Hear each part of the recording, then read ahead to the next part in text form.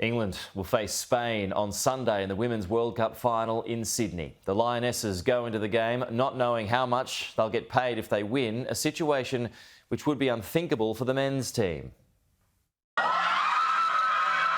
Dancing into the final, showing what investment can bring.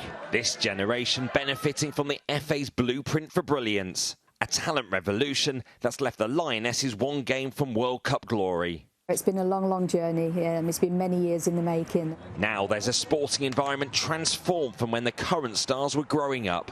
When I think back to when I first saw, Kira and Georgia and LJ, and I mean, it was the game looked incredibly different, and that is just a reflection of the growth of the game. And the principles of what we did 10, 15, 20 years ago are no different, but we just are now in a really privileged position that we are able to afford them everything they need to be true professionals.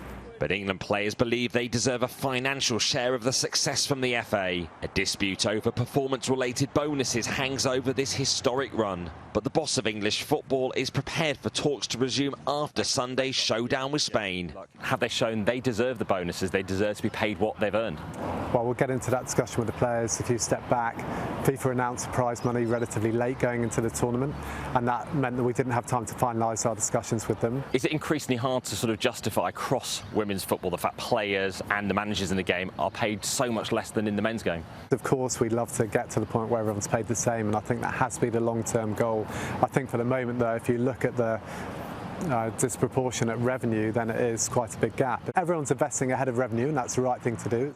The FA shares FIFA's aspiration for equal prize money, eventually. Currently, it's 4 times higher for the Men's World Cup. But for the first time at the Women's World Cup, every player should receive cash via FIFA, with £210,000 for each of the champions. And the fear is the disparities in earnings will persist.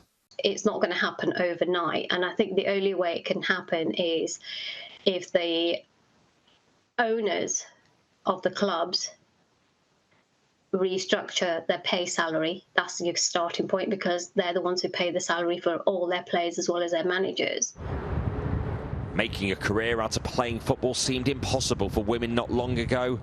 The hope is Sunday's World Cup final will usher in a new dawn of spending on women's football. Rob Harris, Sky News, Sydney.